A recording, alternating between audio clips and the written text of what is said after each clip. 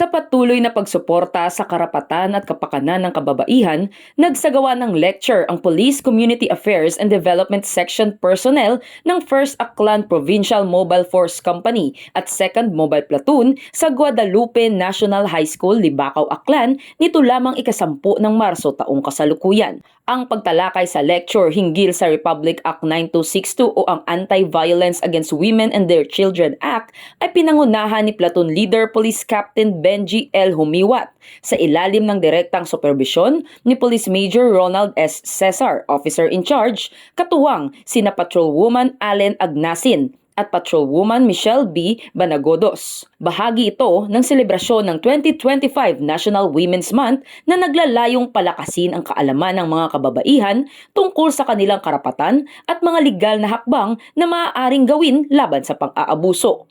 Sa pamamagitan ng ganitong programa, patuloy na pinapatunayan ng Philippine National Police ang kanilang malasakit at dedikasyon sa pagsulong ng isang ligtas at maayos na komunidad. Kasabay ng kanilang pagpapatupad ng PNP Patrol Plan 2030 tungo sa ating bagong Pilipinas. Mula rito sa Police Regional Office 6, ako ang inyong PNN Correspondent Patrolwoman Justin May Halyores. Alagad ng batas, tagataguyod ng Balitang Pulis.